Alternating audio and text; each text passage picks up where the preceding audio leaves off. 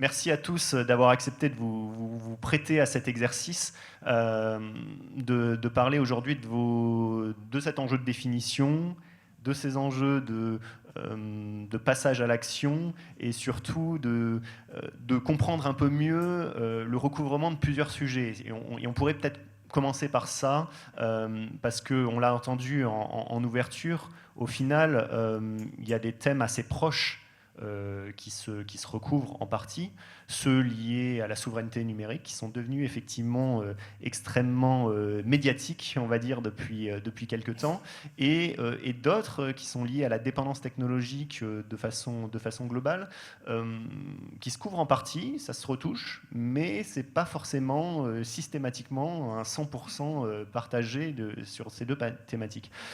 Ma première question pour vous, ça serait de justement essayer de s'y retrouver un peu sur quel état des lieux vous faites aujourd'hui de ces risques ou de ces questionnements que vous avez en termes de souveraineté numérique d'une part et de dépendance technologique de l'autre. Et est-ce qu'on a des points de référence qui, au-delà du sentiment qu'on a tous, qui permettent d'évaluer concrètement de quoi on parle, des coûts, des risques sur le sujet? Peut-être David, je sais que justement, au nom du CIGREF, vous avez participé à ces rencontres numériques du Strasbourg, dont c'était un des sujets forts, et il y a eu quelques constats qui en sont sortis. Est-ce que vous pouvez nous récapituler votre position sur le sujet? Bien volontiers. Alors, sur le sujet des dépendances ou de l'indépendance, on a fait réaliser en partenariat avec le cabinet d'économie Asteres une étude de l'ampleur de cette dépendance. Alors le résultat, je pense aujourd'hui, est assez connu, mais il reste tout de même stupéfiant. C'est que 80 à 85% des dépenses de cloud et de soft européennes se font avec des éditeurs américains.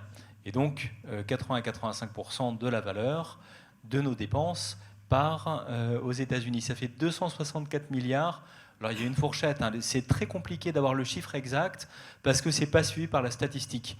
Il y a des sujets de propriété intellectuelle, de patent box en Irlande, on a documenté des sandwichs néerlandais, plein de noms un peu rigolos. Toujours est-il que la fourchette basse, c'est 264 milliards. Alors 264 milliards, moi ça ne me dit rien comme chiffre. Pour comprendre ce que ça veut dire, j'ai essayé de trouver un comparable. Le montant des biens et services qu'on importe des États-Unis, c'est 750 milliards. Voilà, je mets une petite pause pour qu'on se rende bien compte de quoi on parle. C'est que ce chiffre-là, qui n'est pas forcément repéré par la statistique, représente le tiers de l'ensemble des importations mesurées actuellement depuis les États-Unis. Donc ça veut dire que quand on parle d'autonomie, etc., en réalité, on devrait parler de dépendance aiguë et quels sont les risques de cette dépendance et quelles sont les modalités pour les réduire. Le risque de la dépendance, c'est pas tellement qu'on soit dépendant sur certains segments, c'est que la dépendance soit complètement unilatérale. On peut équilibrer des dépendances, on est dépendant sur certains secteurs et en échange, le partenaire est dépendant sur d'autres. Là, c'est absolument pas le cas. Et c'est un secteur qui est très dynamique dans l'économie, ça on le sait bien. Après, pour les entreprises, la question se pose différemment. Nous, ce qui nous intéresse en tant qu'entreprise, ça va être notre dépendance stratégique vis-à-vis de certains fournisseurs. Et quelque part, les sociétés américaines, on a cité Broadcom, se comportent de la même manière avec nous qu'elles se comportent vis-à-vis des sociétés américaines. Vous voyez, on n'est pas plus durement traité. Et de la même manière, avoir une dépendance stratégique forte avec un acteur européen, c'est un problème pour une entreprise. Donc ce qui émerge avec ces affaires, c'est la conscience des risques économiques que l'on prend dans nos entreprises à laisser s'établir des dépendances stratégiques trop importantes. Merci déjà pour avoir dressé cet état des lieux.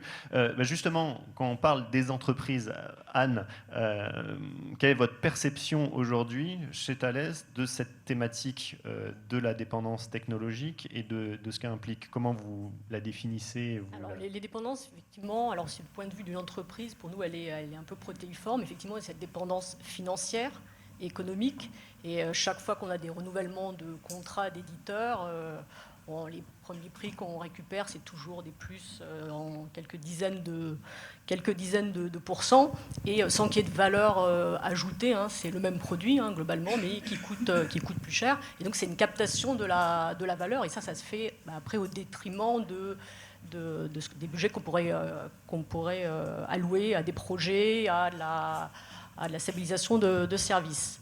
Donc cette dépendance financière, pour une entreprise comme Thales, Thales, il y a plus de la moitié de notre business, c'est un business défense. On a un peu d'activité civile dans l'avionics, mais une grosse partie de notre business, c'est un business défense. Et de plus en plus, les éditeurs vont vers des solutions dans le cloud, et il y a des choses qu'on ne peut pas faire. Voilà, par exemple, Microsoft, on parlait de Microsoft. Maintenant, Microsoft impose pour avoir accès à toutes les pages de sécurité, de se connecter dans le cloud. On était obligé de développer à nos frais une passerelle de rupture protocolaire. Donc on a en plus, il y a des solutions qu'on ne peut pas utiliser parce qu'on a aussi cette contrainte de cyber, en plus de la contrainte financière dont vous avez parlé. Très clair, merci. Lionel, chez BPI France, justement, comment on regarde cette thématique-là ? En fait, donc on a évoqué donc l'aspect dépendance et de maîtriser son avenir. Et moi, j'ai bien aimé ce qui a été évoqué par Catherine Magnov. C'est un sujet donc de stratégie. Et donc nous, on intervient dans beaucoup d'entreprises. Et en fait, l'idée, c'est donc de rendre, je dirais, la maîtrise de la stratégie à chacun de nos entreprises. Et quelque part derrière cette maîtrise de la stratégie, c'est de dire voilà les dépendances que je peux supporter ou pas. Et par rapport notamment à sa cartographie des risques. Donc le sujet, c'est quand même un pilotage des risques, donc de chacune des entreprises, chacun des boards, qui doit se décliner au niveau de la DSI. Ben, ça amène aussi, dans certains cas, ce qu'on évoquait, des enjeux de compétitivité. Ne pas du moins, subir ce que j'appelle la techflation, parce que vous êtes totalement dépendant d'un fournisseur qui vous dit voilà c'est plus 20%, si vous voulez, vous n'avez plus votre autonomie stratégique et ça peut impacter votre compétitivité autour de ces sujets-là. Donc nous on est assez sensible à ce que je dirais, les entreprises qu'on accompagne donc soient je dirais, libres de leur stratégie. C'est le premier sujet. Deuxième sujet, nous on investit beaucoup dans la French Tech. Il y a aujourd'hui plein de solutions, je dirais, alternatives.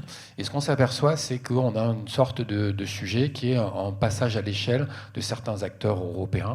Et donc ça, c'est lié à plusieurs sujets, donc des sujets d'investissement. Et on essaie d'y travailler pour que les grosses levées de fonds, on puisse les faire et accompagner les entreprises pour ce qu'elles deviennent des scale-up et des champions européens. Donc on a un certain nombre de licornes. Mais c'est aussi un sujet, je dirais, de confiance. Je pense que ce que disait Olivier tout à l'heure, c'est-à-dire qu'il faut que les grandes entreprises, on travaille avec un écosystème qui est sans doute un peu plus fragmenté, un peu plus en devenir, mais en fait c'est notre responsabilité de permettre à ce que ces acteurs-là, et je peux vous dire qu'on a des énormes talents, et je trouve qu'en plus avec l'arrivée de l'intelligence artificielle, il y a des choses qui vont se rebattre en guillemets en termes de cartes. Les champions d'aujourd'hui peuvent ne pas être les champions de demain. Donc on évoquait le sujet du momentum. Le momentum de l'IA, moi je le vois comme une énorme opportunité pour que, en plus on est très fort en France, on a des beaux acteurs, donc grosso modo on a la culture, on a le savoir-faire, on a l'enseignement académique qui a fait qu'on a aujourd'hui des startups qui sont à même de inventer les systèmes de demain. Et donc voilà, le monde change vite, c'est le moment de changer et d'aider cette French Tech par de la commande au service de la compétitivité de nos entreprises. Donc le sujet, il ne faut pas se tromper. Donc le sujet, c'est un sujet de compétitivité, l'avenir, à la fois parce que vous êtes plus indépendant, parce que vous êtes plus performant, parce qu'on peut faire mieux avec moins cher. Merci. Arnaud, vous représentez le Digital New Deal. Du coup, je vais vous laisser peut-être rappeler ce dont il s'agit avant de nous donner votre vision, effectivement, et ces enjeux aujourd'hui de s'y retrouver quelque part sur le marché, que citait Lionel également, en termes de vision cartographique, d'outils finalement qui sont à disposition. Merci. Donc moi je dirige le think tank EduTank, parce qu'on a fait le même constat que Sylvain à un moment donné, nourrir c'est bien mais agir c'est pas mal non plus, qui s'appelle Digital New Deal, qui a été créé par Olivier Sichel, que nous recevrons tout à l'heure, car Olivier qui a fait, comme vous le savez, des grandes annonces sur l'engagement de la Caisse sur les enjeux de souveraineté numérique. C'est pas un combat qu'il découvre à travers des notes de son cabinet, mais c'est le combat d'une vie. Et donc il avait créé il y a 7 ans ce think tank qui est dédié aux enjeux de souveraineté numérique. Pour répondre à la question, effectivement, on a un problème déjà, c'est qu'on a un problème de mesure. C'est-à-dire qu'à la question quels sont les chiffres, le SIGREF a lancé cette étude pour Strasbourg. C'est très intéressant et ça montre quelque part la pauvreté du paysage. C'est que cette étude, encore, on en parle aujourd'hui avec 2-3 chiffres clés. Et quand on essaye de un peu benchmarker et de mettre tout ça en perspective, on est un peu à sec. Quand on parle de souveraineté, la première chose sur laquelle on doit être souveraine, c'est les outils de mesure. Et aujourd'hui, on n'a pas de standard commun pour faire un état des lieux qui soit vraiment exhaustif et derrière, surtout, piloter au niveau des entreprises et au niveau de l'État cette conduite du changement sur les enjeux d'autonomie stratégique. Donc c'est pour ça, Catherine l'a un peu mentionné tout à l'heure, je ne peux pas tout dévoiler, mais vendredi, on va faire une annonce avec la ministre, la Caisse des dépôts, le MEDEF, le SIGREF, etc. On va lancer, pour faire simple, un standard qui va, au niveau national, qui va permettre d'accompagner au niveau micro les entreprises et au niveau macro l'État sur les enjeux de souveraineté numérique. C'est vraiment clé parce qu'aujourd'hui, on a vraiment un différentiel, c'est-à-dire que les entreprises, les DSI sont assez peu écoutées des COMEX. C'est-à-dire que quand je dis qu'elles sont assez peu écoutées, c'est que sur ces enjeux de souveraineté, elles se concentrent très souvent sur les sujets cyber. Aujourd'hui, il y a les sujets d'IA qui sont à la mode, donc ils sont repris. Et puis tous les autres sujets, malheureusement, ne remontent pas très bien. Et donc là, ce qu'on va accompagner donc au niveau des COMEX et au niveau de l'État, on va donner ce standard commun qui va permettre d'opérer ce changement. Vous partagez tous cette remarque qui est que finalement on est assez mal outillé, équipé pour objectiver et pour ce passage à l'action qu'on appelle. Anne, sur cette notion des cartographies, des référentiels, finalement comment on appréhende le marché et comment l'entreprise peut s'en emparer pour construire sa stratégie et penser un peu plus le temps long, c'est quelque chose avec lequel vous êtes en phase ? Alors, effectivement, on essaye en tant que DSI, on essaye de penser le temps long, mais pour l'instant, plus sous l'angle de l'obsolescence, c'est quoi, comment je pense le futur, c'est quoi les nouveaux trends, qu'est-ce que je peux faire avec de l'AI, de la Gen AI, etc. Mais c'est clair que, honnêtement, pour l'instant, le critère sous l'angle de la souveraineté et des risques, de cette analyse de risque, on le prend pas comme ça. Et après, les outils qu'on a, on utilise nous, c'est plutôt le Gartner. Le Gartner n'est pas du tout câblé comme ça. C'est le Magic Quadrant du Gartner. Il y a bien sûr, américain, il n'y a pas du tout cette notion de souveraineté. Et puis en plus, ce qui est compliqué, on a tous, je pense, venant de grands groupes, des paysages applicatifs, de composants IT sur tous les layers de l'informatique extrêmement complexes. Une cartographie, ça doit vivre. Et souvent, elle est bonne à un instant donné. Donc clairement, aujourd'hui, on est au début d'une réflexion. Il faut qu'on se structure pour être capable d'avoir les bons indicateurs, les bons KPI, de regarder la chose sur l'angle de la souveraineté, et puis d'être dans une démarche évolutive. Lionel ? Pareil, donc quand vous êtes DSI, le métier de DSI, il y en a pas mal dans la salle, c'est quand même pas facile parce qu'à la fois il faut penser l'avenir et le long terme, et à la fois il faut avoir la jambe du quotidien, ce qu'il appelle, il faut marcher sur les deux jambes, donc en même temps, et on est pris dans plein de contraintes, les budgets, les attentes des métiers, etc. Donc c'est un métier, je dirais, de compromis. Et pour nous aider, effectivement, on a des acteurs comme le Gartner, mais effectivement qui ont forcément un prisme très américain, du moins pour ne pas dire autre chose. On a aussi la Cloud Native Computer Foundation, la CNCF. Je pense que beaucoup l'utilisent, qui est un truc qui est assez intéressant, qui vous permet d'avoir une vision architecturée des différents composants de place, avec à la fois l'open source et à la fois, je dirais, les applications, je dirais, de place qui sont dans cette cartographie. Et là, pareil, quand vous regardez la gouvernance de la CNCF, vous n'avez absolument pas le critère, je dirais, politique ou géographique dans ces éléments-là. Donc voilà. Donc moi, je suis assez favorable à ce qu'il y ait une sorte de CNCF européenne qui apparaisse pour reprendre un mot qui a été dit, avoir le plan B, qui peut d'ailleurs devenir le plan A dans certains cas. Donc, parce que passer à l'action, c'est dire, voilà, je prends le risque de prendre un acteur correspondant. Et je pense qu'on a besoin, parce qu'en fait, l'aspect grégaire de nos métiers, il est là. C'est-à-dire qu'on a tellement de sujets à traiter qu'on se dit, si d'autres l'ont fait avant, on va suivre derrière. Créons ce collectif qui va suivre derrière, mais sur peut-être de nouvelles cartographies, sur lequel l'axe qu'on évoque là soit sans doute plus prégnant. Donc globalement, d'ailleurs, on s'apercevra que dans certaines zones ou plans de nos infrastructures ou zones de nos cartographies, il n'y a pas d'alternative. Et ça, c'est même le savoir est quelque chose qui est quand même hyper important de savoir que sur certains sujets, quoi qu'on fasse, on est, je dirais, sans alternative crédible qui peut aussi faire travailler. Et je pense que nos startups, nos nouveaux acteurs, hein, grosso modo, les faire voir et les faire voir à un niveau européen, parce que je pense qu'il ne faut pas se tromper. La bataille ne peut être menée dignement ou, je dirais, sur la longueur qu'au niveau européen, est quelque chose d'important à mon sens. Peut-être juste une question, et après Arnaud, je vous laisse réagir, mais chez BPI France, il y a eu une demande explicite aux équipes de trouver les plans B et de... Tout à fait. Donc nous, ça nous a été demandé par mon COMEX, hein, c'est de dire, faisons une cartographie de toutes les solutions qu'on a, et chaque fois qu'on a une solution A, trouvons la solution B. Donc voilà, donc on a fait ce travail-là, et je peux vous dire, c'est là que je me suis aperçu que c'était du boulot, donc voilà, et deux, il y a des endroits où on ne trouve pas. Donc moi j'ai trouvé des endroits où j'avais pas de solution alternative plan B. Ce qui explique la confusion entre il n'y a pas d'alternative de manière un peu générale qui est utilisée par les lobbies et les quelques sujets clés sur lesquels... Tout à fait. Et ce que je dis juste, c'est que les outils pour trouver des alternatives plan B, moi j'en ai cherché, j'en ai pas beaucoup. Donc voilà. Et donc c'est un travail à faire qui est pas simple. Donc quand vous avez un patrimoine significatif d'une entreprise qui couvre pas mal de spectres. Merci. Arnaud, vous vouliez réagir? Je voulais réagir. Merci. Oui, c'est super important ce que vient de dire Lionel, c'est que la cartographie, et le baromètre va dans ce sens-là, mais la cartographie, c'est effectivement repérer quels sont les trous dans la raquette et assumer que des trous resteront des trous. C'est-à-dire qu'il faut éviter le fantasme aussi de se dire on doit couvrir l'ensemble de l'offre. Aucun pays au monde ne le fait.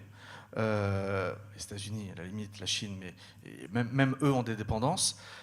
Et donc, c'est pas raisonnable que de se dire ah bah regardez, on a réussi à trouver, je vais être cash, hein, on a réussi à trouver une start-up à Grenoble de 15 personnes qui dit faire mieux que Google sur ce sujet, on coche la case, c'est bon, on peut faire le continuum de l'offre. Bon, c'est pas très sérieux. Non, en revanche, ce qu'il faut, c'est plutôt avoir une approche que nous, on défend Digital New Deal, qui est l'approche asiatique sur l'indispensabilité stratégique. Ce que font très bien les Taïwanais, les Coréens du Sud, le Japon, c'est, après avoir fait ce mapping, dire voilà, là on voit bien quels sont le jeu des interdépendances.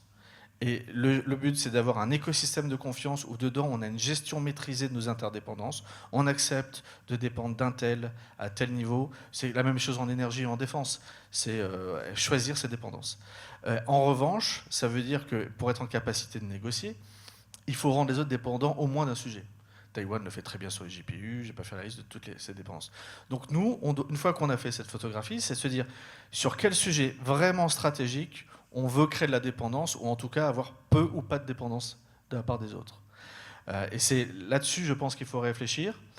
Et ça, du coup, ça a des impacts derrière sur les investissements. Du coup, on va se concentrer sur ces nœuds. Et dans le continuum de l'offre, eh bien, on acceptera à d'autres points stratégiques des formes de dépendance. Le sujet, effectivement, on comprend celui du rapport de force, alors au niveau géopolitique, sur des grandes tendances, mais au niveau des entreprises aussi, du rapport avec l'un ou l'autre des éditeurs. Ça me conduit au deuxième axe de sujet que j'aimerais aborder avec vous, c'est finalement qui doit agir et de quelle façon. Parce qu'on en parle, là, on cite les exemples des DSI, on a dit aussi qu'ils pouvaient se retrouver très seuls sur certaines considérations sur le sujet et qu'il y avait la nécessité de cranter bien au-dessus et que les COMEX s'activent à tous les niveaux là-dessus. David, comment on incarne finalement, ou comment on fait incarner le fait que le sujet dépasse la seule responsabilité du DSI? Est-ce qu'il y a aujourd'hui une facilité à aller vers les COMEX pour traiter de ces questions-là, pour signaler que c'est un effort d'entreprise? Qu'est-ce que vous voyez au SIGREF? Oui, c'est plus facile qu'avant, et en fait, ce qui nous a pas mal ouvert la voie, c'est aussi tous les travaux sur la CSRD, étonnamment. Alors évidemment, l'élection de Trump y a contribué, le Danemark, etc., c'est sûr, mais tous les COMEX sont quand même, et tous les boards, tous les comités des risques, ont travaillé sur le sujet des dépendances et sur le sujet de la fragilité de la chaîne de valeur. Dans le domaine financier, qui est bien connu ici, vous avez DORA, qui vous oblige à réfléchir à la fragilité sur l'intégralité de votre métier. La CSRD, les risques environnementaux, vous obligent à réfléchir sur l'intégralité de leur chaîne de valeur. Et nous arrivons dans le numérique en expliquant qu'il y a une autre dépendance. Et donc on s'inscrit dans un mouvement qui est déjà intégré. Et il y a même plutôt une sorte d'accueil favorable, et je dirais presque de soulagement, à voir que ce sujet des dépendances technologiques, dont on sent un peu comme une créature tapie dans l'ombre qu'il est là, que ce sujet-là peut être abordé de manière classique, de manière outillée. Donc non, l'accueil est plutôt bon. Ensuite, qu'est-ce qu'on fait dedans? Qu'est-ce qu'on fait dedans? Il y a un risque. Il y a un risque parce qu'on va le traiter comme un sujet de résilience. Donc pour avoir un sujet de résilience, on risque de considérer que les solutions qu'on utilise à des fins de résilience sont des solutions plan B. On les a au cas où, un peu comme une roue de secours est une roue avec laquelle on ne va pas rouler très longtemps. Et là, ça rejoint la question de la perception que vous développiez avant. C'est qu'on a un prisme, une grille de lecture qui est entièrement teintée par des gens qui sont, alors là, pas la casquette SIGREF, mais la casquette européenne, qui sont nos concurrents. Vous vous souvenez sans doute, au début des années 2000, on expliquait que nous, on n'arriverait à rien. On était nuls parce qu'on avait des grosses boîtes, on n'avait pas des petites boîtes, on n'avait pas des startups. Puis maintenant, on nous explique qu'on n'arrive à rien parce qu'on n'est pas très gros. Or, il faut être un géant. Voilà. Il y avait un exemple, et pardon, je m'arrête là juste après pour l'anecdote, mais c'était Martine Gourrier qui disait ça. C'était aux rencontres numériques de Strasbourg, on parlait des offres des grands éditeurs, en disant mais ils sont très sécurisés. On voit par exemple, le chiffre, je ne sais plus si le chiffre est exact, mais Microsoft investit 10 milliards par an dans la cybersécurité de son cloud. On dit, quand même, 10 milliards par an, ça en impose.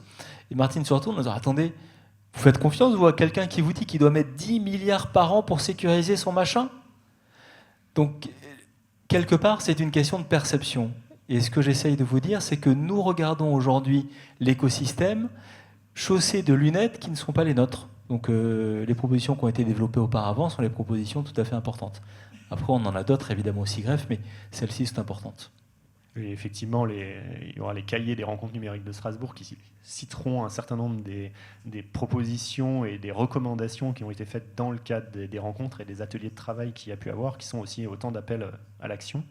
Je voudrais revenir sur ce sujet de la perception par les COMEX. Peut-être, Anne, dans votre expérience, ce sujet de la dépendance technologique tel qu'il est aujourd'hui porté à la DSI, quel écho il trouve justement au-delà de la DSI? Alors, il trouve un certain écho, peut-être plus quand il y a des crises. Et récemment, il y a eu la crise VMware, Broadcom, qui a été assez portée dans les journaux quand effectivement Broadcom, suite au rachat de VMware, refusait d'honorer notre contrat. Et on avait un contrat qui durait encore 2 ans. Ils refusaient de nous vendre des licences perpétuelles. Et là, effectivement, il y a eu une grosse mobilisation en interne qui est montée jusqu'au COMEX parce qu'on a dû faire des choix dans les projets.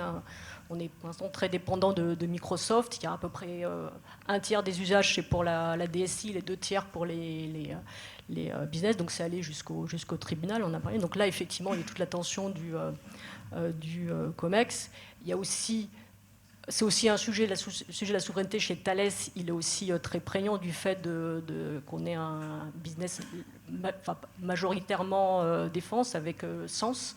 Donc l'initiative entre Thales avec technologie Google, Google à 5% et Thales à 95% pour mettre en place ce cloud souverain.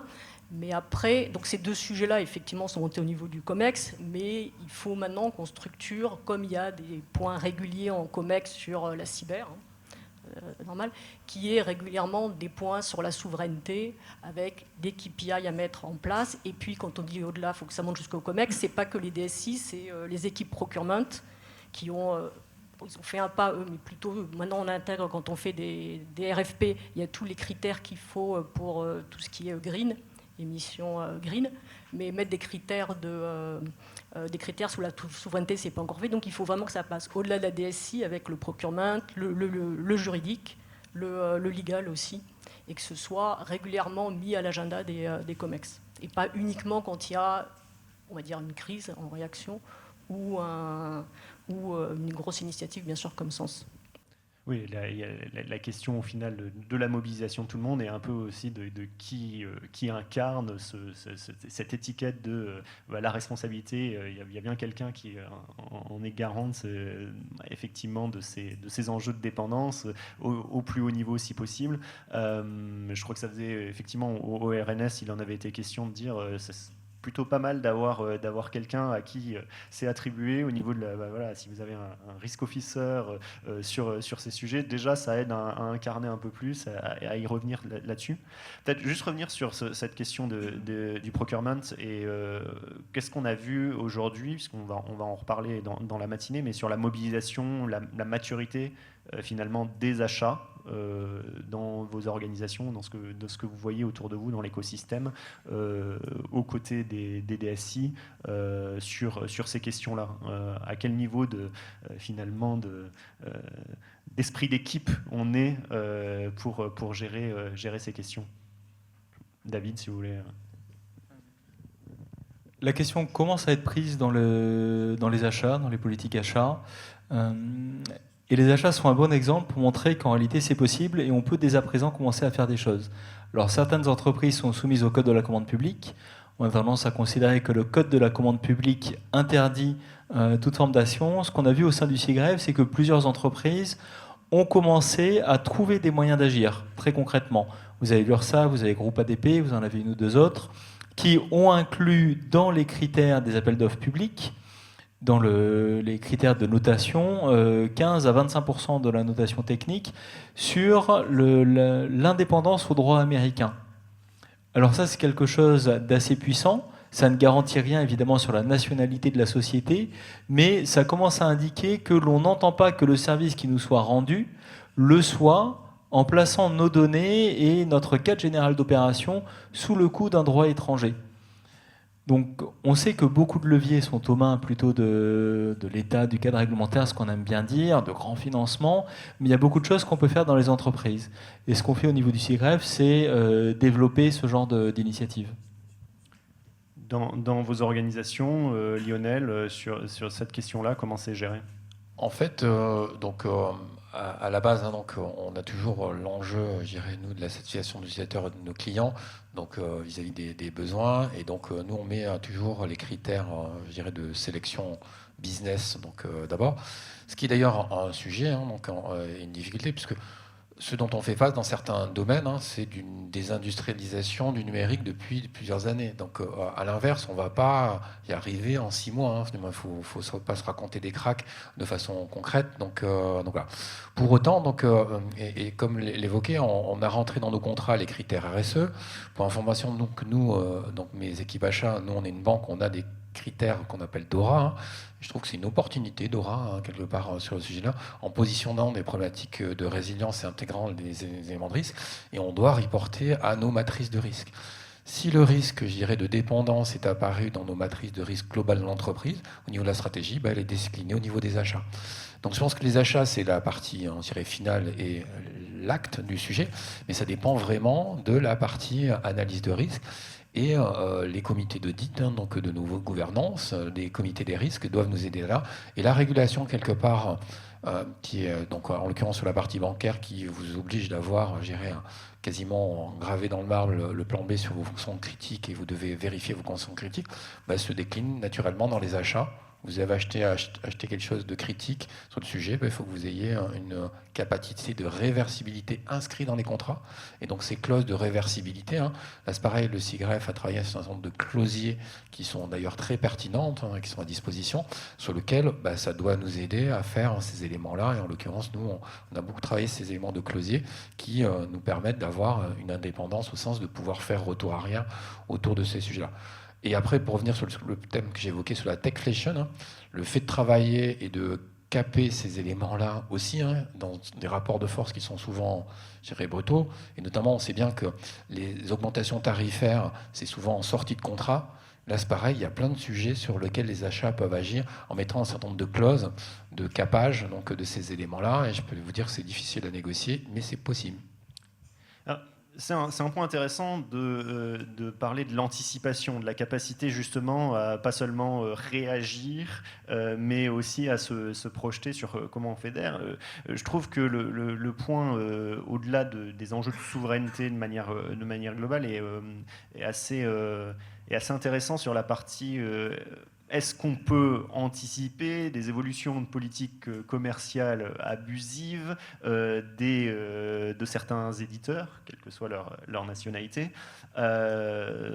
Comment on se dit il y a une situation de dépendance potentielle, mais en tout cas, il y a le risque d'une exploitation de cette dépendance, parce qu'on va rentrer dans un rapport de force, et comment on crée un rapport de force qui soit un peu plus équilibré, impossible, ou comment on riposte. Je prends l'exemple qui a été cité de VMware Broadcom. C'est vrai que quand on a eu les premiers échos sur le sujet-là, assez vite dans la presse, nous en tant que médias, il y a eu l'argumentation de dire Broadcom, c'est quand même une stratégie spécifique dans la vision. Et il y a des signaux, ça a été annoncé finalement de plus en plus tôt, de dire il risque de se passer quelque chose. Donc, est-ce qu'on est maintenant vacciné contre ce genre de non-anticipation des sujets? Comment on peut arriver à prévoir ça? Est-ce que c'est des questions que vous posez, Lionel?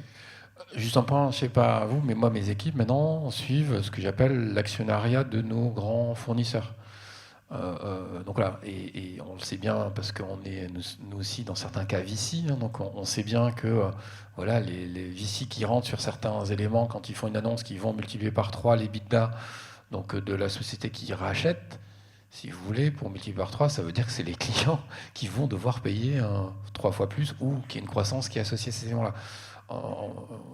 J'ose le dire, nous, on a une catégorie qu'on appelle éditeur prédateur. Ça se pilote. Donc voilà. Et donc, il faut le voir, et ça fait rentrer dans des éléments de risque. Quand vous avez un éditeur qui a une politique, je dirais, annoncée de résultats particuliers, c'est soit qu'il est en super croissance. Donc, ça nécessite qu'on pilote nos visions de fournisseurs, mais à travers le prisme de leur enjeu financier, et ça, quelle que soit d'ailleurs la nationalité ou la provenance de ces éléments-là. Donc, et ça permet d'anticiper, et on sait bien qu'un éditeur, un éditeur, intéressant. Ma langue a fourché, donc si vous voulez, donc les éditeurs dits acteurs, j'ose le dire, donc globalement, on les voit arriver, et l'idée c'est d'anticiper, et bien évidemment, si vous avez la capacité de les mettre en concurrence avec une alternative crédible, c'est ça aussi l'indépendance, je dirais, de nos choix. Faire jouer au plus tôt la menace de l'alternative. Arnaud, vous vouliez réagir? Je suis désolé, je vais rebondir sur le lapsus. En fait, c'est ça le choix qu'on a. Et pour répondre à la question, c'est qu'on a face à nous des empires numériques qui ont décidé de bypasser les lois. Et donc, pour répondre structurellement à votre question, nous, Digital New Deal, on a décidé d'avoir une double approche. L'approche think tank qui est plutôt défensive, qui est de se dire qu'il faut, par la régulation, réussir à apporter un peu de normalité sur ce marché. Et de manière un peu plus offensive avec le do tank, c'est par les enjeux de coopération, parce que aucune entreprise seule ne peut réussir à contrer face à ces géants.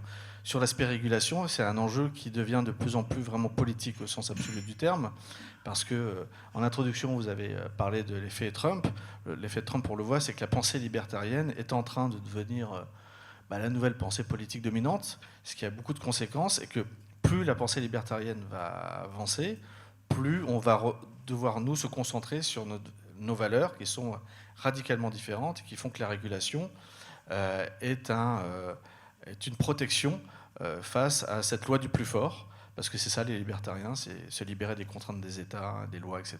Et malheureusement, on n'est pas en position de rentrer en compétition face aux géants du numérique, peut-être dans 10 ans, mais pour l'instant, on n'y est pas. Donc, et sur la dimension coopération, c'est tout l'enjeu de cette matinée, c'est l'approche qu'a la Caisse des dépôts, c'est la philosophie qu'a Allianz aujourd'hui en mode do tank, et on a la même, c'est qu'il faut faire, c'est s'unir ou subir, il faut réussir à se fédérer, à créer des écosystèmes de confiance, et ce qu'on essaye de faire, nous, c'est de prendre notre part pour que, toujours dans l'esprit de l'effet de réseau, c'est connecter ces nœuds. C'est-à-dire qu'il y a, dans un écosystème, il y a des nœuds, et il faut qu'on réussisse à les mettre en réseau. Et je pense que c'est ça l'enjeu des prochaines années, et avec de la cohérence et une vision stratégique d'ensemble. On reviendra sur cette multiplicité des initiatives qu'il faut fédérer aujourd'hui. David? Il faut voir que le cours de Broadcom, depuis le rachat de VMware, a explosé. Donc ça veut dire que c'est une stratégie qui marche. Donc les éditeurs qui n'y vont pas seront coupables vis-à-vis de leurs actionnaires. Alors, certes, certains actionnaires sont particulièrement influents et actifs, mais les autres vont bien s'en rendre compte aussi à un moment. Et toutes les entreprises n'ont pas la possibilité de suivre les actionnaires et de les connaître aussi finement que les structures comme la BPI. Donc le message qu'on passe souvent au sein du SIGRAPH, c'est que nous avons l'habitude, en Europe, en France en particulier, de considérer qu'une relation longue est une relation partenariale. Les grands éditeurs aujourd'hui, qui dictent un petit peu, qui donnent le là, des relations considèrent qu'une relation longue est une relation de dépendance. Donc le message qu'on fait passer, c'est d'identifier quelles sont les situations de dépendance, et quand on est en situation de dépendance, lors de la renégociation du contrat, se mettre en situation de briser la relation. Parce que si on ne prend pas cette habitude-là, c'est-à-dire qu'on part dans une négociation du mauvais pied, avec des acteurs qui seraient coupables, vis-à-vis de leurs actionnaires, à ne pas exploiter ce levier. Donc il faut qu'on apprenne à travailler différemment. Et ça, c'est entièrement sur nous. Ce n'est pas que Broadcom est méchant ou mauvais. Broadcom a une stratégie. Il en a, de notre point de vue, abusé en ne laissant pas aux entreprises le temps de sortir, de s'adapter. Mais enfin, c'est comme ça que ça marche. Donc à nous de nous adapter, pour l'essentiel. Anne, sur cette dimension d'anticipation, de capacité à construire des exit plans le plus tôt possible, comment vous le vivez ? Effectivement, je pense qu'il ne faut pas se dire, bon, ça y est, j'ai souffert avec ma fonction procurement pendant plusieurs mois pour renégocier un contrat, ça y est, je suis tranquille pour quelques années. Non, typiquement sur VMware Broadcom, notre contrat va jusqu'à 2030 et on est en train déjà maintenant de regarder, alors à la fois DSI, je vous dis, on a un tiers des usages chez nous et puis les métiers aussi, on est en train de regarder des alternatives, on a identifié 4 use cases comme les plateformes d'administration, les plateformes de Edge par exemple. Et puis, on est en train de mapper, alors parce que plus ce qui est compliqué avec VMware, ce sont des bundles, on est en train de détricoter les composants, et puis de voir les alternatives. Alors, quelquefois, on a des choses assez prometteuses, comme par exemple, on est en train de faire des POC avec Clever Cloud, qui est une solution française, pour des plateformes de Edge, pour toute notre fonction industrie, pour récupérer toutes les données dans le shop floor. Et puis, d'autres fois, il faut se dire, les alternatives, c'est encore beaucoup des sociétés américaines. Parce qu'il n'y en a pas. Mais ce qui est très important, c'est il faut passer de, voyons, cette année, j'ai telle et telle renégociation à faire en permanence, et donc je commence à m'y intéresser. Il faut aussi prendre plusieurs années à l'avance, parce qu'on sait, là, on se donne à peu près 2 ans pour voir les alternatives, et on sait que derrière, si on veut sortir ou très largement limiter la dépendance à VMware, c'est un projet de 3 ans. Il y a quelques années, on avait eu déjà, alors c'était un éditeur, c'était moins grave, on utilisait Jive pour des outils de digital workplace, je crois que c'est Aurea, et on allait renégocier, et là c'est plus 40%. Alors il était utilisé par à peu près 15 000 de nos ingénieurs pour la collaboration, c'est plus 40%, on vous coupe le service si vous n'acceptez pas. Donc là, on a utilisé des solutions qu'on avait déjà, des solutions américaines. On a passé sur Viva Engage, sur SharePoint Online, mais ça a été un projet quand même de quelques mois. On a réussi, donc du coup, on a laissé tomber. On leur a dit OK, plus 40, on ne veut pas. Mais là, c'était juste un sujet. Ça nous a pris quand même quelques mois. Donc, quand c'est un VMware, c'est en permanence et c'est plusieurs années à l'avance qu'il faut le préparer.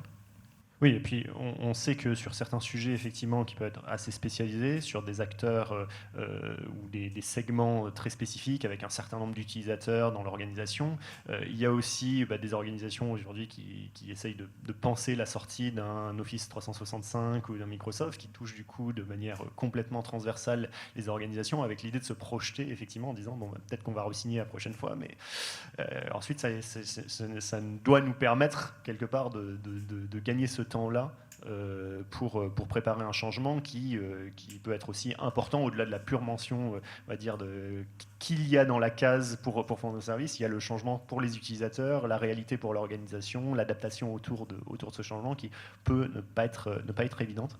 J'aimerais revenir sur un terme que vous avez cité, Anne, qui est la notion de bundle pour VMware, parce que au final, effectivement, ce qu'on constate, c'est qu'au-delà de l'opposition entre les Américains, les alternatives européennes, etc., souvent, on est sur à comparer des choses qui ne sont pas exactement identiques. C'est-à-dire qu'il y a beaucoup d'approches des leaders qui sont sous l'angle ces dernières années, et ça s'est renforcé énormément, sous l'angle des plateformes, d'avoir une approche la plus large possible pour toucher en profondeur les organisations et qui stratégiquement crée d'autant plus d'adhérence sur le sujet. Et ces plateformes, ces bundles, ils ont aussi effectivement, dans le cas d'un VMware, etc., des conséquences potentiellement derrière sur les implications en termes de tarifs et tout ça. Est-ce que, alors qu'en face, on a des alternatives, on le voit, on a des très beaux écosystèmes en France technologiques. Si on prend l'exemple de la cybersécurité qui a été cité, il y a un vrai bouillonnement, énormément d'acteurs très pertinents, mais qui ne sont pas des plateformes, qui sont des réponses unitaires, individuelles. Donc on oppose finalement deux approches différentes. Ce n'est pas le même travail pour un DSI déployer ou pour une ESN déployer une plateforme et d'amener de nombreuses solutions différentes. Est-ce qu'on sort de cette logique? Est-ce qu'on cherche toujours maintenant à avoir de plus en plus une approche plateforme et à répondre à ces enjeux-là, ou est-ce qu'on en sort un peu? Qui veut? Non, on en sort un peu. Je pense que l'aventure ou la mésaventure avec Broadcom nous a un peu échaudé. On essaye d'être agile et d'avoir des architectures les plus composites possibles. Et chaque fois, c'est plein de critères. C'est des critères de souveraineté. Il faut que ce soit aussi des produits de qualité, parce qu'on a cité des champions français, il y en a, mais pas tant que ça. Par exemple, pour des questions de souveraineté, on ne peut pas utiliser le VPN de Cisco. Donc, c'est depuis plusieurs années, on a un VPN d'une société qui s'appelle The Greenbow, qui est estampillé de l'ANSSI, et parce qu'on a un certain nombre de contraintes, ce qui est très bien, mais c'est une société qui va avoir 50 personnes, quoi. Donc voilà, donc ça veut dire la solution, je prends une société purement française sur laquelle aussi une certaine taille. Il ne faut pas se retrouver non plus en dépendance, à l'inverse, être le seul client. Non, ça veut dire qu'il va y avoir des architectures qui sont beaucoup plus modulaires, et toutes les fonctions d'architecture d'entreprise prennent d'autant plus leur importance dans une DSI. Lionel? Oui, tout à fait. Donc, en l'occurrence, nous, on est beaucoup ce que j'appelle en architecture composable. Et en fait, il faut savoir qu'on a différents niveaux d'informatique dans nos entreprises. On a l'informatique que je qualifie comme stratégique. Et pour information, nous, on évolue de plus en plus sur ces sujets-là. On devient presque des éditeurs de nos propres solutions, ce qui est notre cœur de métier, ce qui nous différencie par rapport aux autres. Il faut qu'on en ait la maîtrise totale et sans appel. À l'inverse, vous avez ce que j'appelle l'informatique tactique. Grosso modo, c'est l'informatique que tout le monde a. On a tous des ERP. On ne va pas être, je dirais, l'interdépendance sur nos ERP, malheureusement, elle va perdurer. Et là, c'est plutôt de la gestion, je dirais, contractuelle ou des grands cycles qui nous permettent de gérer ces sujets-là, sachant que malheureusement, il y a 3 acteurs de ERP et on ne va pas sortir de cette dépendance-là, elle est assumée, mais on sait bien que, ok, c'est des projets de réversibilité, c'est des sujets contractuels qu'on sait traiter sur le long cours. Donc, voilà. Donc en fait, il y a plusieurs réponses à ce sujet-là. Donc, dans tous les cas, ça pose au cœur de notre sujet. Et moi, je dis souvent à mes équipes, les composants, les solutions, je peux vous dire que dans 10 ans, elles auront changé 2 fois, 3 fois, le cycle, ça va accélérer. Ce qui restera, c'est les échanges de données. Et donc, nous, on caractérise beaucoup plus notre solution d'intégration de systèmes d'information sur les échanges de données. Et donc, les flux de données, la normalisation de nos échanges de données, et après qu'ils soient traités par un composant A ou B, je dirais que c'est un sujet sur lequel il faut se préparer à faire des alternances. Donc voilà. Et on le fait bien sûr des endroits où on maîtrise à la fois l'aspect informatique, tactique, stratégique, et gérer l'autre type qui est entre les deux. Donc on a 3 types d'informatique sur lesquels on a des critères de gestion qui sont un petit peu différents. Mais ça, c'est l'architecture. Donc l'architecture nous protège justement et nous rend... Donc, voilà. Et pour revenir sur ta question sur le bundle qui est de faire tout en un, et de ne pas architecturer ou de dire c'est les fournisseurs qui vont architecturer mon système d'information, je pense que c'est pas... En tout cas, moi je pense que c'est une solution qui est peut-être, je dirais, plus facile à court terme, mais qui amène, ou qui a un peu de paresse potentiellement de nos équipes, qu'il faut challenger à mon sens, mais qui, je dirais, amène d'autres natures de risques. Merci. David, Arnaud, vous voulez compléter, réagir sur cette notion de plateformisation et de risque des bundles ou de la situation aujourd'hui dans les organisations? Alors les éditeurs poussent de plus en plus la logique de bundle, la logique de plateforme. Ça pose également un sujet en termes de droit de la concurrence. Parce que ce faisant, parce qu'on a besoin d'une partie de leur logiciel, on est obligé d'acheter l'ensemble. Donc on a déjà une autre partie, ce qui fait qu'on va plutôt l'utiliser puisqu'on la paye déjà. Et on paye plein de choses dont on n'a pas besoin. C'est ce qu'on a vu dans le cas de Broadcom, où VMware d'un seul coup a été bundleisé. Et quand on en parle avec les autorités de la concurrence, avec la DGComp à Bruxelles, on se rend compte que la bundleisation, du point de vue de l'autorité de la concurrence, c'est tout l'inverse. C'est tirer les prix vers le bas parce qu'on vend deux choses ensemble. Et ça, on vend à un client, c'est du B2C. Et l'approche qu'a le droit de la concurrence du bundle, c'est une approche de, quelque part, de dumping, de baisse excessive des prix parce qu'on vend des choses ensemble. Donc il y a des outils juridiques pour lutter contre le bundle au sens B2C. Il n'y a pas d'outils juridiques à ce jour pour lutter contre ce qu'on analyse, nous aussi, greffe, comme une entorse à la bonne concurrence, un abus de position dominante, par le biais de bundles maximalisants, par le biais de bundles B2B. Et ça, c'est quelque chose qui va être long à faire évoluer. Mais bon, on est déterminé. On travaille là-dessus avec des associations sœurs en Allemagne, aux Pays-Bas, en Belgique. On s'est trouvé sur pas mal de combats communs. Ça montre d'ailleurs que ce sujet-là de dépendance technologique est un sujet qui émerge partout en Europe. La Commission européenne, elle aussi, y est sensible. Voilà, donc ça va être un nouveau champ de bataille que de définir ce bundle et le rendre préhensible, appropriable par la politique de la concurrence. Tout à fait, je vais rebondir sur ce qu'a dit David. Pour reprendre la grille de lecture que je vous ai citée juste avant, Digital New Deal, donc régulation, coopération. Régulation, effectivement, face à ces offres bundlisées qui souvent sont des offres liées, il y a la régulation, notamment le DMA. Et puis il y a aussi une régulation qui est peut-être plus offensive, qui est le DGA. Et là, on rentre dans la coopération. C'est que tu parlais d'architecture, mais il y a aussi pas que l'architecture des services, l'architecture des données. C'est-à-dire, on parle plutôt d'urbanisation des données en l'occurrence. C'est un sujet que connaît aussi très bien David. C'est-à-dire qu'on peut aussi coopérer sur la mutualisation des données et pour avoir moins de dépendance en coopérant et en urbanisant les données ensemble. Ça s'appelle un data space. C'est ce que le programme du Data Governance Act. C'est un sujet sur lequel on travaille ensemble, David. Donc voilà, c'est des façons aussi d'aborder les sujets. C'est sûr que faire un pas de côté, c'est-à-dire c'est comment on peut construire des écosystèmes alternatifs. Et des fois, c'est par des biais comme celui-ci. Oui, c'est vrai qu'on voit en plus qu'on peut capitaliser sur des travaux qui ont été faits, typiquement sur les data space, avec aujourd'hui Prometheus X qui essaye de capitaliser sur ce qu'a fait Gaia X en termes de standardisation, de logique pour pousser les acteurs à agir, et sur lesquels il y a surtout un enjeu quelque part de marketing autour de ces questions-là pour vraiment aller chercher les acteurs à sortir de ces logiques. Je crois que David, on en parlait au RNS d'ailleurs, de dire que la question des approches américaines du partage de la donnée n'ont aucun rapport avec ce qu'on devrait pouvoir faire en France et en Europe, et qu'il y a un peu de pédagogie peut-être à faire aussi au niveau des organisations sur le fait de cranter à ce niveau-là. Je ne sais pas si vous allez en dire un mot. Alors on croit beaucoup au partage de données, aux écosystèmes d'échange de données. Au fond, la justification qu'on en a faite, l'une des tables rondes, enfin l'un des groupes de travail des rencontres numériques de Strasbourg était sur l'utilisation des données, et finalement l'une des conclusions était que le partage de données était un vecteur clé de compétitivité en Europe. Pourquoi ? Parce que lorsqu'on regarde la Chine, lorsqu'on regarde les États-Unis, on voit que ce sont des géants intégrés verticalement. Google, Meta récupère toutes les données, Snowflake a la même proposition. En Europe, on n'a pas ça, on n'a pas ces géants. En général, on a même tendance à casser les géants émergents pour des raisons de droit, pour des raisons de doctrine de juste retour entre les pays, pour plein de raisons. Donc on n'arrive pas à en faire. Et pour autant, le numérique a besoin d'une taille critique, notamment pour l'intelligence artificielle, on a besoin de quantités astronomiques de données. Donc une raison d'y répondre est d'obtenir cet effet de taille par la mise en réseau.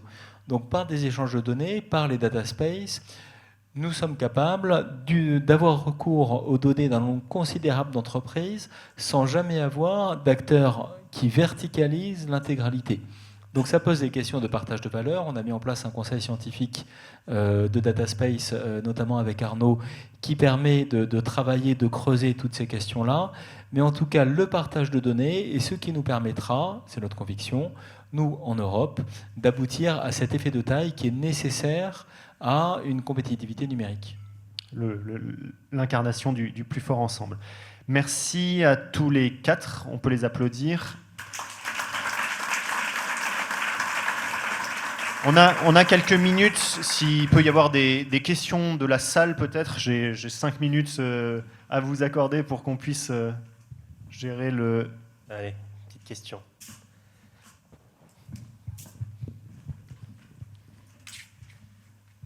Je vous laisse vous présenter. Bonjour, merci à toutes et à tous pour pour ces enjeux, d'avoir présenté ces enjeux. J'ai une question. Alors, Sandrine Richard, pardonnez-moi. J'ai plusieurs casquettes, mais aujourd'hui, je vais en profiter pour juste rappeler que je fais partie du membre du comité éthique de DocaPost, avec un enjeu éducationnel important. Parenthèse fermée, en fait, je souhaitais savoir, parce que c'est assez intéressant, il y a beaucoup de transversalité dans ce que vous dites, mais existe-t-il, ou peut-être que c'est en cours, un baromètre national dans lequel, en fait, on pourrait cartographier tous les risques et toutes les dépendances qui existent dans les entreprises françaises. Pas chacun en CEO, mais vraiment quelque chose de national. Alors, j'ai tellement été en mode teaser dans l'introduction que j'ai peut-être pas été clair, mais c'est ce qu'on va annoncer vendredi. Avec le gouvernement, le SIGREF, le MEDEF, etc. Donc c'est le lancement d'un indice de résilience numérique qui est pour les entreprises et d'un baromètre de souveraineté numérique qui va agréger les résultats de cet indice pour le niveau national. Donc c'est la mise en place de ce standard de place qui va être annoncé. Alors merci, c'est ce que j'avais compris, mais du coup ça sera quelque chose qui sera français ou européen ? Toujours européen. On va commencer français, comme toujours. L'approche qu'on peut avoir Digital New Deal, c'est on pense européen, mais on part de la France, on s'assure d'avoir un premier cercle. Accessoirement, ça nous permet aussi dans la gouvernance derrière de s'assurer que les intérêts français soient toujours bien représentés, parce que même s'il y a un alignement récent entre l'Allemagne et la France, c'est très récent. Jusqu'à présent, on n'avait pas la même vision de l'autonomie stratégique. Donc, quand on lançait des initiatives européennes, on s'assurait d'être vraiment solide sur nos bases avant d'aller chercher nos copains allemands. Mais c'est plus simple aujourd'hui, je dois l'avouer. Autre question ? Oui, bonjour, Laurent Herbillon, Faire Conseil. Merci beaucoup pour vos éclairages. J'avais une question. Est-ce que vous considérez qu'il y a des alternatives crédibles à Microsoft Office en Europe, en France? Et est-ce que dans vos entreprises, vous avez des démarches qui viseraient à remplacer par Microsoft Office par ces alternatives françaises ou européennes? Moi, je peux déjà donner un élément de réponse. En fait, comme j'évoquais, DORA nous oblige d'avoir une alternative donc, dans les banques à notre outil de Digital Workplace principal. Donc, nous, pour information, chez BPI, on a déployé une solution qui s'appelle WIMI. Donc là, et qu'on est en train de voir. Et en fait, on s'aperçoit que WIMI évolue avec le temps. C'est-à-dire qu'aujourd'hui, est-ce qu'on serait capable de faire tout ce qu'on fait d'Office 365 dans WIMI? La réponse n'est pas encore tout à fait. À l'inverse, je ne sais pas si vous avez remarqué, mais Office 365, moi, je pense qu'ils peuvent être assez disruptés parce qu'aujourd'hui, trouver un document dans Outlook, Teams, etc., ça devient infernal. Hein. Donc, grosso modo, moi, je trouve que l'usage et mes utilisateurs, moi, je gère le NPS de mes utilisateurs. Hein. Et donc, les gens commencent à ne plus être, je dirais, satisfaits de la suite Office. Hein. Donc, moi, c'est ce qui remonte de mes métiers, hein, donc, globalement. Donc, voilà. Et je suis persuadé, moi, que des acteurs nouveaux, avec de l'IA bien placée, pour notamment ce qu'on veut dans ces suites-là, c'est trouver nos documents, trouver l'information, etc. Je pense qu'il y a d'autres façons de faire. Et moi, j'ai qu'un souhait, c'est qu'il y ait des nouvelles start-up. Donc, il y en a qui pointent le nez, qui peuvent disrupter ce sujet-là en prenant le sujet autrement. Donc, voilà. Mais voilà, c'est mon côté optimiste. Là, c'est le sujet qui va arriver.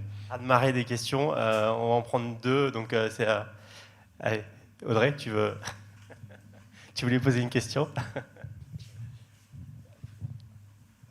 Merci. Bonjour, Thalès, Victor Bentala. J'ai une question justement pour comprendre les dépendances. quel serait le prochain effet Broadcom qui a laissé une grande trace auprès de toutes les DSI?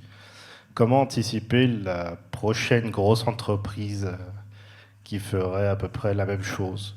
Typiquement, on voit IBM qui commence à devenir très très gros, on voit peut-être Oracle avoir d'autres velléités. Quel serait le prochain effet Broadcom et comment s'en prémunir? Alors au fond, je pense que le prochain effet Broadcom est assez impossible à prévoir. En revanche, il faut qu'on se prépare, lorsqu'il surviendra, pour les gens qui sont encore en contrat, à agir de manière coordonnée, à agir de manière de place, comme on a appris à le faire pendant Broadcom, à ne pas hésiter à durcir la relation et à aller au tribunal. On a vu que ça marchait et que ça l'a ramené à la table des négociations. Et on a intérêt à développer une approche de notre relation avec les fournisseurs dont nous sommes dépendants qui soit beaucoup plus dure en amont des négociations. Donc c'est pas identifier qui sera le prochain à se révéler prédateur, c'est plutôt s'habituer à réagir lorsque ça surviendra. Et je répondrai moi sur une autre façon de répondre, c'est-à-dire regardons nos cartographies applicatives et regardons les endroits où il faut qu'on se dévulnérabilise en termes de dépendance. C'est-à-dire qu'en fait c'est ça l'anticipation du prochain Broadcom. C'est-à-dire que regardons nos architectures et là où on a des dépendances fortes qu'on ne saurait pas gérer, donc et sans alternative. Dernière question. Bonjour à tous, Audrey Gortana de la Caisse des dépôts. Voilà, EDF a mis en place une double stratégie cloud, l'une sur Microsoft et l'autre sur une solution nationale souveraine. Que pensez-vous de cette stratégie? Est-elle réaliste, duplicable? Et puis, quid des entités ETI, PME qui n'ont pas les mêmes capacités pour mettre en place cette stratégie? Je peux répondre peut-être pour les grosses entreprises ou pour le cas de Thales. Effectivement, nous, on a le même style de stratégie. On est multi-cloud. On a donc à travers Sens et des technologies Google. Et puis, on utilise aussi les services de Azure et tout ça, effectivement, pour utiliser une expression familière pour ne pas mettre tous nos œufs dans le même panier.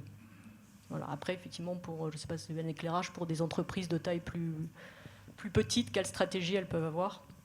Alors, je pense que c'est difficile pour une entreprise plus petite probablement d'avoir cette stratégie. EDF a beaucoup de singularités, évidemment. Après, je ne connais pas leurs besoins précisément. Il y a évidemment les stratégies d'être adaptées au contexte de l'entreprise. Ce que je trouve intéressant là-dedans, c'est qu'on constate souvent que les entreprises se dérisquent en ayant d'une part un acteur hyperscaler, d'autre part en construisant des capacités en interne. La difficulté quand on fait ça, c'est qu'on entretient les hyperscalers, éventuellement on leur apprend à être compliant avec notre cadre réglementaire, et on ne développe pas d'offres qui soient utilisables par des plus petits.